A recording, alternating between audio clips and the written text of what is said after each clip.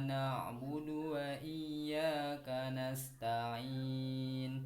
Ihdinas siratal mustaqim. Siratal ladzina an'amta 'alaihim ghairil maghdubi 'alaihim waladdallin.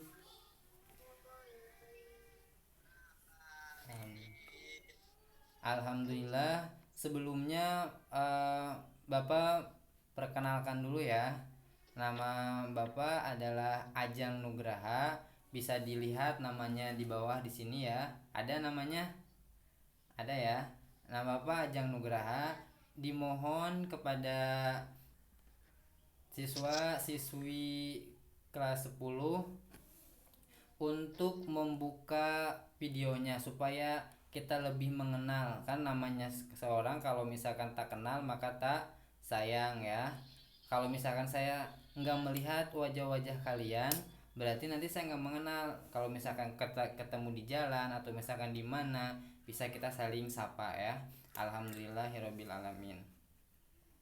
Nah, sebelumnya Bapak akan mengabsen kalian terlebih dahulu ya. Di sini alhamdulillah sudah ada berapa orang nih yang sudah hadir? 15 orang ya. 15 orang yang sudah hadir dan coba nanti yang disebutkan namanya tolong dibuka videonya supaya terlihat dan kita terlihat sedang apa di rumah, apakah sedang makan, sedang main game atau apa kan, supaya lebih konsentrasi untuk belajarnya ya. Oke.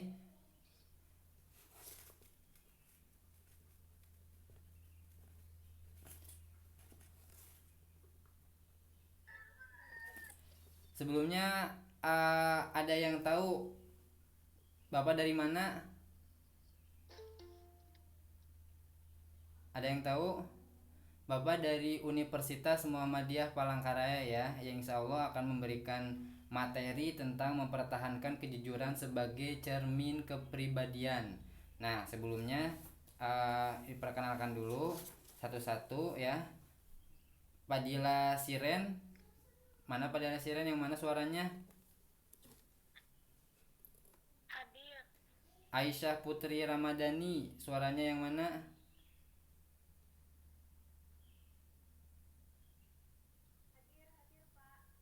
Putra Arya Reza. Putra Arya Reza yang mana? Hadir, Pak. Hadir.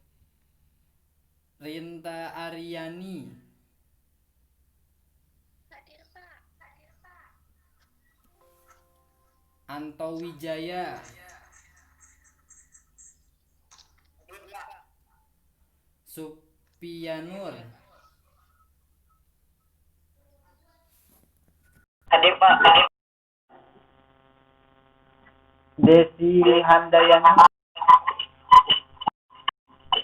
Yang mana orangnya? Ada Desi?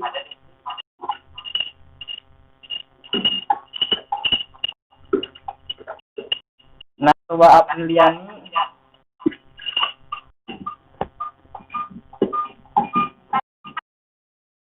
Auliani Marcela. Hadir. Aulia Sebda. Aulia siapa nih? Sebda kah? Apa, Pak? Ya, Aulia siapa? Ahmad Asia Triandaru. Hadir. Rizky Rajasa.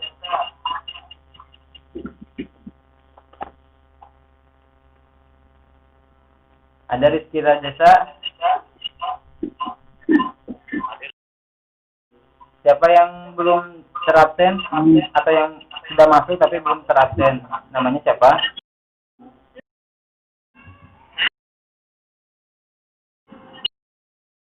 Aisyah Aisyah Safitri. Siapa lagi? Mas Mal.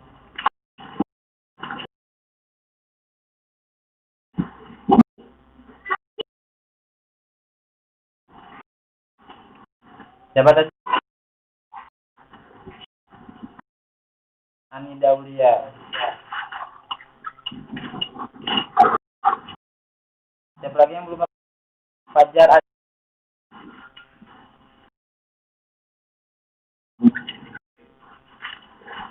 Siapa lagi?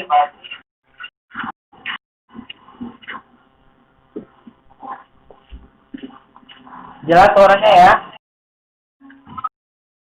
Sipa Rohimah Sipa.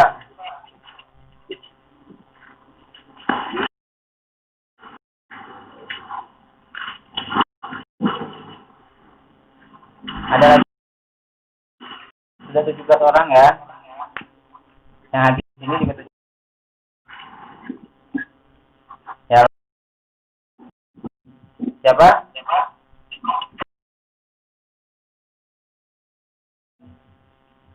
Ya. Oke. Kita akan memulai pembelajaran ya. Coba yang ada buku silahkan buka bukunya biar nanti ada mencatat juga.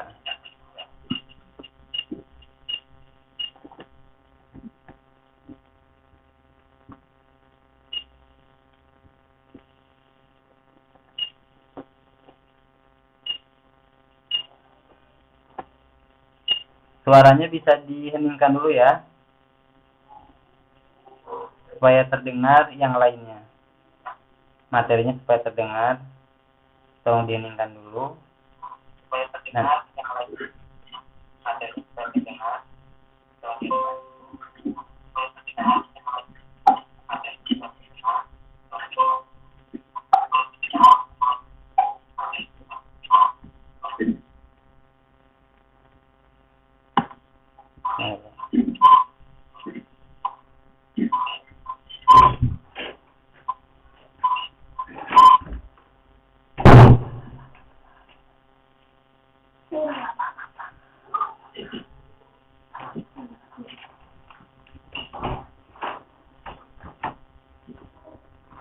Oke, kita mulai pembelajaran ya. Tadi kan sudah kita perkenalan ya, sudah tahu semuanya. Nama Bapak adalah Ajeng Nugraha, Bapak dari Universitas Muhammadiyah Palangkaraya, yang insya Allah akan menyampaikan materi mengenai mempertahankan kejujuran sebagai cermin kepribadian. Coba di sini sebelumnya ada yang tahu apa itu arti jujur? Kejujuran biasanya ini identik dengan apa? Dengan kata-kata kah? Dengan perbuatan kah? Atau dengan apa? Kejujuran biasanya identik dengan apakah dengan kata-kata?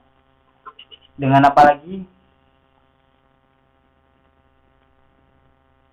Jadi perilaku.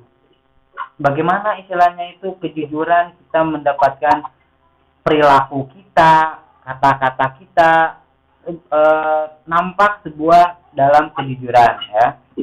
Kita akan membahas memahami makna kejujuran terlebih dahulu ya. Sebelum kita membahas yang tadi, kejujuran itu dari mana sih? Harus apa saja yang harus dijujurkan? Nah, di sini kita memahami pengertian kata kejujuran. Kejujuran dalam bahasa Arab semakna dengan asidik. Sudah tidak asing lagi ya di telinga kita apa itu asidik. Asidik berarti adalah benar. Asidik berarti adalah nyata. Asidik adalah berkata benar. Ya, semua yang perkataan, perilaku dan lain sebagainya yang benar itu adalah asidik. Itu adalah bahasa Arabnya. Jadi bahasa Arabnya benar adalah, bahasa Arabnya jujur adalah asidik ya. Asidik juga mempunyai lawan kata. Lawan kata di sini adalah dusta. Apa bahasa Arabnya dari kata dusta? Coba, ada yang bahasa Arab dari kata dusta di sini adalah al-kazibu atau kazibun, ya. Kazib, kazib. Kalau orang yang suka kazib itu adalah orang yang suka berdusta. Apa itu dusta? Dusta sebalikannya dari jujur. Dia berbohong, tidak berkata benar, tidak menyesuaikan dengan sebuah kenyataan. Maka dia tidak memiliki sifat as-sidik. Orang yang suka berdusta ini adalah sebuah penyakit yang sangat luar biasa sekali. Kenapa Bapak bilang penyakit yang sangat luar biasa? Karena kalau misalkan kita sudah berdusta, sekali kita berdusta, maka kita akan keterusan. Sekali kita berbohong, maka kita akan keterusan untuk berbuat bohong. Kenapa? Coba. Karena ketika kita bilang dengan orang tua kita, "Mah, istilahnya saya mau beli buku apa? Buku pendidikan agama Islam harganya berapa? 20.000, padahal harga bukunya 10.000. Kita berbohong pertama dengan orang tua. Lalu istilahnya kedua kalinya ketika ditanya sama orang tua, "Mana bukunya?" "Ini mah bukunya." Nah, ini harganya 20.000. Dia sudah berbohong dua kali. Dia pun berbohong kepada guru. Kenapa berbohong kepada guru? Karena dia meminta uang 20.000 kepada orang tuanya dan dia pun hanya mengasihkan 10.000 ke gurunya. Itu sudah 3 kali berbohong. Makanya apabila orang tersebut sudah pernah 1 kali berbohong, maka dia akan menutupi kebohongannya dengan cara apa? Dengan cara dia akan berbohong lagi. Nah, itu. Makanya di sini usahakan sebaik mungkin, sepahit apapun, kita jangan sampai berkata bohong. Karena kebohongan itu akan membawakan kita kepada kecelakaan yang pertama. Dan itu pun kalau misalkan sudah terbiasa di dalam diri kita berkata bohong, maka orang tersebut akan menjadi sebuah penyakit. Penyakit berbohong ini susah untuk diobati, ya. Obatinya hanya dengan ketenangan, istilahnya berkatanya dibenarkan dan sebagainya. Bermakna kesesuaian antara ucapan dan perbuatan, kesesuaian antara informasi dan kenyataan, ketegasan dan kemantapan hati, dan suatu baik yang tidak dicampuri kedustaan. Itu adalah makna dari kejujuran. Selanjutnya, kita ada pembagian sifat jujur. Pembagian sifat jujur ini menurut Imam Al-Ghazali membagi sifat jujur atau asidik menjadi 4 bagian. Ada 3 bagian. Ada berapa? Ada berapa bagian?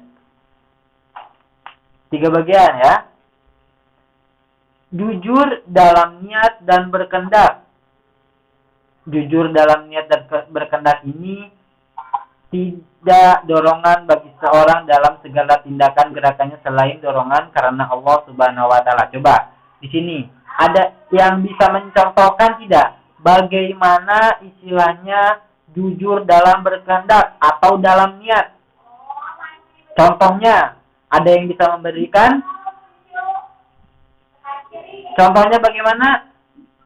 Contohnya adalah ketika kita berkata jujur dalam niat, contohnya kita berniat ingin pergi ke masjid.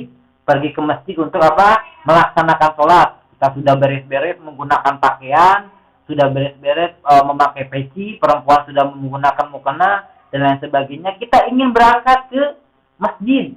Tiba-tiba di jalan ada teman kita yang mengajak. Misalkan namanya adalah Korim. Korim, katanya. Mau kemana kamu? Saya mau ke masjid, mau sholat maghrib. Wah, jangan sholat maghrib, kita main game aja. Nah, akhirnya si Korim itu main game dengan temannya. Sampai-sampai lupa melaksanakan sholat maghrib dan sholat isya. Nah, itu dia sudah berbohong kepada dirinya. Padahal ketika dia di perjalanan, sebelum dia berangkat ke masjid, sebelum dia berangkat, dia sudah berkehendak akan melaksanakan sholat. Dalam hatinya sudah dia katakan. Tetapi karena istilahnya rayuan dari temannya, dia menjadi ingkar terhadap dirinya sendiri. Ya. Yang kedua adalah jujur dalam perkataan atau lisan. Perkataan atau lisan yang tadi Bapak contohkan, yang pertama yaitu kita berbohong kepada orang tua, minta uang 20.000 untuk bayar buku LKS PAI, padahal harganya 10.000, ya. Itu sudah berbohong dalam perkataannya itu yang disampaikan tidak benar, ya. Setiap orang harus dapat memelihara perkataannya. Ia tidak berkata kecuali dengan perkataan yang jujur. Lebih baik kita diam. Kalau misalkan kita tidak tahu informasi atau misalkan apa itu, lebih baik kita diam. Baru kita, itu lebih baik ya. Kalau misalkan kita tahu, kita kasih tahu. Kita bicara dengan perkataan yang jujur. Seadanya kita katakan, walaupun itu pahit. Saya takut nih. Kalau misalkan saya bilang, nanti saya dimarahin sama teman saya. Misalkan teman kita ini ketahuan dia bolos sekolah, ya, bolos sekolah. Kita lihat dia itu bolos sekolah, tapi dia menulis surat izin atau misalkan surat ke sekolahan bahwasannya dia sakit, padahal kita tahu di jalan dia sedang melakukan bolos, ya, dia sedang bolos. Akhirnya untuk menutupi teman kita, kalau misalnya kita berkata bohong, itu sangat penyakit sekali, ya, karena akan menjadikan kita terbiasa. Karena kita takut kita berbohong, jangan seperti itu. Walaupun misalkan itu adalah pahit, takut kita dengan teman kita, atau misalkan takut diancam dan sebagainya, lebih baik kita katakan, Pak, tadi saya ketemu si Fulan, gimana di jalan, dia sudah mengenakan seragam, tapi dia memberikan surat izin sakit. Nah, berarti istilahnya kita sudah berbuat jujur dalam perkataan. Yang ketiga adalah jujur dalam perbuatan atau amalia, yaitu beramal dengan sungguh-sungguh sehingga perbuatan zahirnya tidak menunjukkan sesuatu yang ada dalam batinnya, ya, dan bagi dirinya, dan menjaga tabiat bagi dirinya. Coba, ada yang mau memberikan contoh sifat jujur dalam perbuatan? Ayo, siapa? Sebutkan namanya. Siapa yang mau memberikan contoh perbuatan ini adalah jujur? Kan tadi sudah, ya. Niat sudah Bapak contohkan. Perkataan lisan sudah Bapak contohkan. Sekarang jujur dalam perbuatan atau amalia. Apa?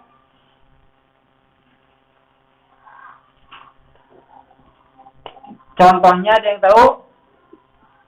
Nah, contohnya ini adalah ketika kita akan melaksanakan sholat, kita melaksanakan sholat nih. Melaksanakan sholatnya ini, apakah ingin dipuji oleh orang? Apakah takut sama orang tua? Apakah takut sama guru? Karena kalau misalnya kita tidak sholat, kita dikurangi nilainya. Atau misalkan untuk apa? Nah, perbuatan amalia ini, apabila kita jujur dalam diri kita melaksanakan sholat hanya karena Allah Subhanahu wa Ta'ala, berarti kita sudah jujur dalam perbuatan kita. Kita melaksanakan sholat, tetapi tidak ingin dipuji, tidak ingin dinilai oleh orang lain. Oke, selanjutnya, kejujuran merupakan fondasi atas tegaknya suatu nilai-nilai kebenaran, karena kejujuran itu identik dengan kebenaran, ya. Coba di sini ada yang sudah berkata bohong atau dusta? Pernah, ya? Semua orang pasti pernah hilaf. Karena kehilafan itu maka kita harus banyak bertobat, beristighfar kepada Allah Subhanahu wa Ta'ala. Karena kalau misalkan kita tidak jujur, maka fondasi itu akan roboh. Kalau misalkan kita selalu berkata dusta, maka tidak akan tegaknya suatu nilai-nilai kebenaran. Untuk tegaknya fondasi dan tegaknya suatu nilai-nilai kebenaran, maka kita harus berkata atau melakukan perbuatan jujur.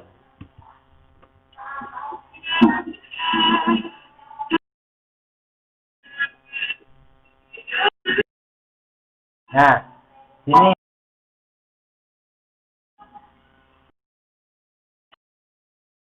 Allah Ta'ala berfirman,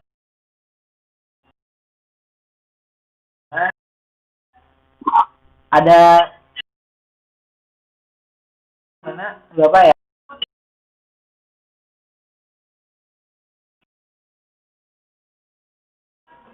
Coba.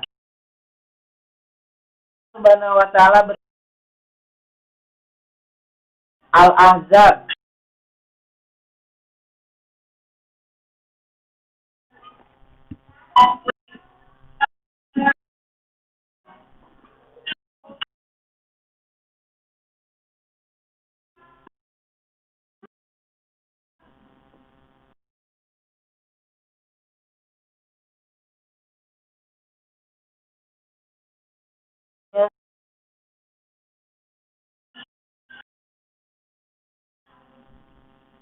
Nah, udah ya. Ya alhamdulillah. Nah, di sini Allah Subhanahu wa Ta'ala berfirman dalam surat Al-Ahzab ayat ke-70. Surat Al-Ahzab ini surat keberapa? Surat ke-33. Saya bisa melihat di sini ya. Al-Ahzab adalah surat yang ke-33. Dari ayat ke-70 Allah Subhanahu wa Ta'ala berfirman, A'udzubillahi minasyaitonirrajim. Bismillahirrahmanirrahim. Ya ayyuhalladzina amanu taqullaha wa qulu qawlan sadida. Wahai orang-orang yang beriman, bertakwalah kamu kepada Allah Subhanahu wa Ta'ala dan ucapkanlah perkataan yang benar. Jadi, orang-orang yang bertakwa kepada Allah di sini adalah orang-orang yang berkata benar. Maka, istilahnya, untuk menjadi seorang yang bertakwa kepada Allah, maka kita harus mengucapkan perkataan yang benar. Di sini bentar ya. Orang yang beriman, perkataannya harus sesuai dengan perbuatan, karena sangat berdosa besar bagi orang-orang yang tidak mampu menyesuaikan perkataannya dengan perbuatannya, atau berbeda dengan yang di lidah dan apa yang diperbuat. Jadi perbuatan terus juga perkataan itu harus sesuai dengan kenyataan ya. Kita lanjut lagi. Di sini kita mengetahui bahwasannya para nabi semuanya itu memiliki sifat asidik ya, terutama nabi kita Nabi Muhammad SAW, dia mempunyai sifat asidik, yang mana dia mempunyai gelar apa? Dari kecil dia mempunyai gelar Al-Amin. Apa gelar Al-Amin? Yaitu orang yang dapat dipercaya atau jujur. Di antara faktor yang menyebabkan Nabi Muhammad SAW berhasil dalam membangun masyarakat Islam adalah karena sifat-sifatnya dan akhlak yang sangat terpuji. Maka apabila kita ingin berhasil dalam sebuah faktor, misalnya kita ingin berhasil sekolah, cita-cita kita ingin jadi apa? Ingin menjadi seorang polisi, pilot, dokter, dan lain sebagainya. Maka kuncinya adalah kita harus berkata jujur. Katakanlah jujur, perbuatkanlah dengan perbuatan yang jujur, ya. Niatkanlah dengan niat yang jujur, karena niat, perkataan, dan perbuatan itu akan menghasilkan sebuah hasil. Apakah perbuatan, niat, dan perkataan, niat, perkataan, dan perbuatan kita ini jujur, maka itu akan membangun sebuah keberhasilan. Salah satu sifat yang menonjol dalam kejujuran sejak kecil Nabi Muhammad ini adalah digelari dengan Al-Amin ya.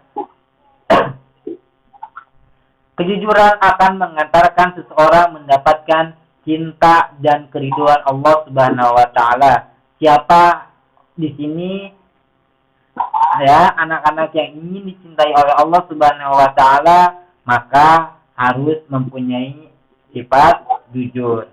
Tinggalkan perkataan-perkataan bohong, tinggalkan niat-niat yang bohong, tinggalkan perbuatan-perbuatan yang bohong. Kita kembali kepada kejujuran.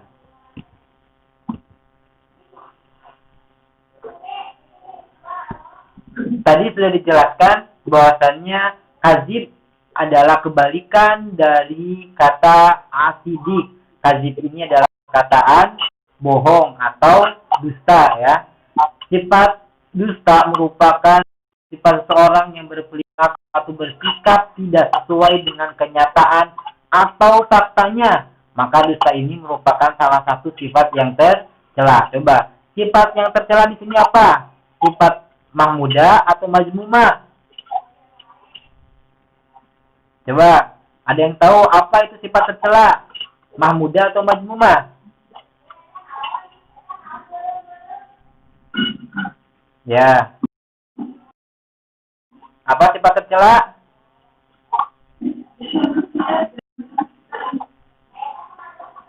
Jadi ancaman bagi orang yang berkata dusta adalah neraka. Karena dusta itu adalah sifat orang-orang yang munafik ya. Orang-orang yang munafik ini bisa dikategorikan lebih rendah daripada orang-orang kafir. Kenapa? Karena dia berkata A, tetapi perbuatannya B. Dia berkata saya beriman kepada Allah Subhanahu wa taala dan Rasulnya, tetapi dia tetap menyembah patung, dia tetap memakai cincin untuk jimatnya, dia tetap pergi ke dukun-dukun dan lain sebagainya. Berarti dia termasuk orang-orang yang munafik. Orang-orang yang munafik ini lebih dalam api nerakanya ya. Maka cepat-cepatlah kita bertobat, walaupun sekecil apapun kita berkata bohong, sekecil apapun kita berdusta, jangan sampai kita melakukannya. Karena kecil apabila kita banyak, sedikit demi sedikit, maka perkataan bohong atau dosa tersebut akan menjadi banyak. Hati-hati ya, karena ancaman bagi orang-orang yang berdusta ini adalah neraka yang dalam. Karena dusta ini adalah sifat orang-orang yang munafik. Nah, sekarang bagaimana penerapan perilaku jujur dalam kehidupan sehari-hari, baik di lingkungan keluarga, sekolah, masyarakat. Ya, yang pertama kita contohnya ini ya, nanti masih banyak sekali contoh perilaku baik di lingkungan sekolah maupun masyarakat yang lainnya. Ini hanya sebagian contoh saja saya tuliskan. Yang pertama adalah meminta izin atau berpamitan kepada orang tua ketika akan pergi kemanapun. Jadi kita sebagai anak nih, ya, kalau misalnya tidak ingin orang tuanya cemas, maka kita harus meminta izin. Mau pergi kemanapun kita minta izin. Pergi ke rumah teman, minta izin. Apalagi kalau misalkan waktunya sampai panjang, ya. Mas, saya mau pergi ke rumah si Fulan. Nah, kita bilang, Mas, saya mau pergi ke rumah guru. Nah, kita bilang, supaya orang tuanya tidak cemas dan ketika mencarinya, dia tidak akan susah. Yang kedua, tidak meminta sesuatu di luar kemampuan kedua orang tua. Kita tahu, orang tua kita ini tidak mampu untuk membelikan sepeda motor. Tetapi kita kekeh, maaf pokoknya saya ingin sepeda motor. Teman-teman saya satu kelas semuanya kalau pergi ke sekolah menggunakan sepeda motor. Saya ingin sepeda motor. Kita tidak mampu untuk membelikan itu. Maka kita tidak boleh memaksakannya. Yang ketiga, mengembalikan uang sisa belanja meskipun kedua orang tua kita tidak mengetahuinya, walaupun itu sedikit. Biar aja orang tua kita sendiri, kita bilang dulu, Ma, ini ada uang kembalian 1.000 rupiah, Ma, ini ada uang kembalian 10.000. Nah, orang tua kita sangat bangga sekali dengan kita karena kita terbuka, jujur dengan apa yang ada. Maka mengembalikan uang tersebut kepada orang tua kita, dan orang tua kita pun akan memberikan lagi kepada kita. Oh, nah, ambil aja uangnya untuk kamu belanja dan sebagainya. Yang keempat, melaporkan prestasi hasil belajar kepada orang tua meskipun dengan nilai yang kurang memuaskan. Walaupun jalannya kita dapatkan nilai yang kecil, 50, 40, kita kasih tahu kepada orang tua kita karena itu adalah hasil jerih payah kita. Ya.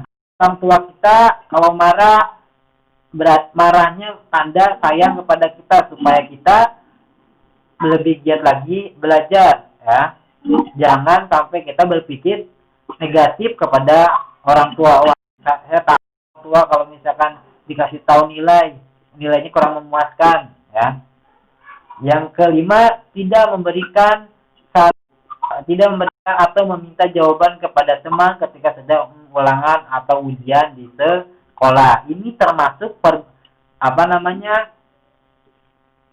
perbuatan, ya, perbuatan. Jadi sidik dalam perbuatan, jujur dalam perbuatan, tidak memberikan atau meminta jawaban kepada teman ketika sedang ulangan atau ujian di sekolah.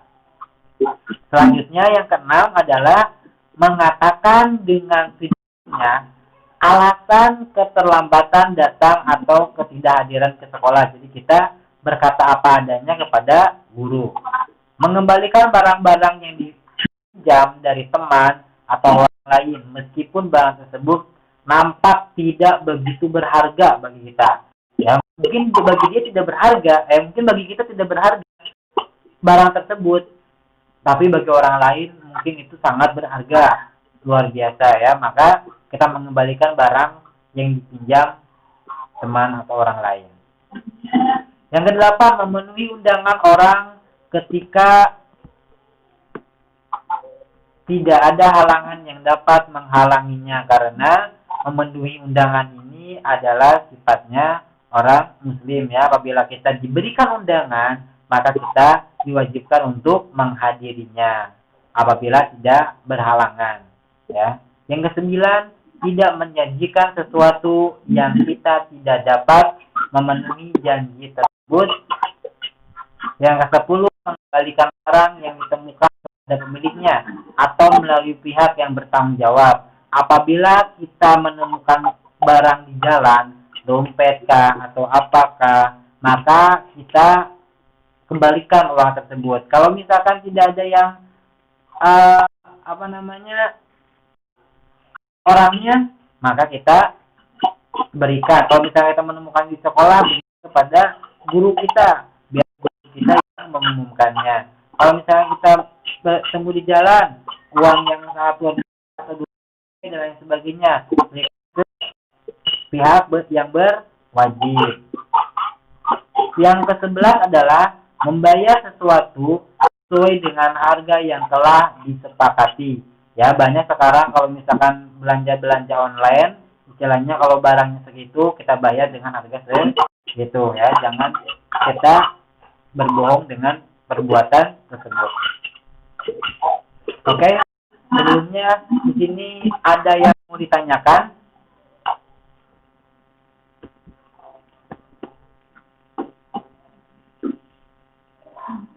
Coba ada yang mau ditanyakan dari adik-adik semuanya?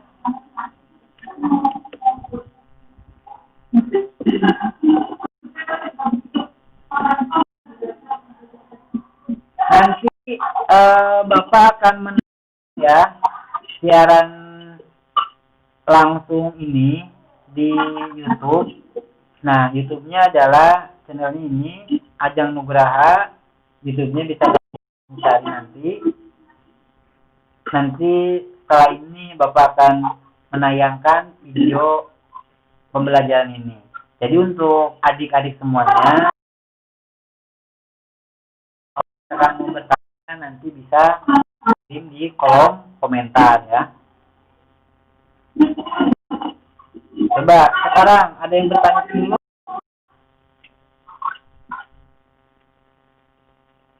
Ayo, siapa yang mau bertanya?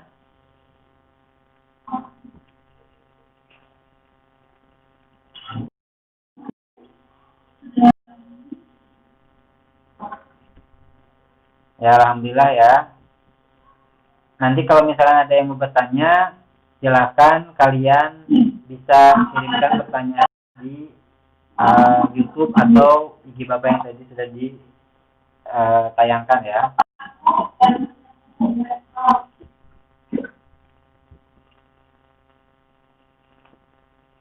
Ya, alhamdulillah untuk proses pembelajaran kita hari ini sudah selesai ya. Untuk anak-anaknya nanti Bapak kasihkan absen sama nanti bisa dikerjakan rumah, bisa dikirimkan ke linknya nanti Bapak nanti akan kasihkan ke Google untuk jawaban untuk soal formulir absennya. Terima kasih sebelumnya. Saya kepada Bapak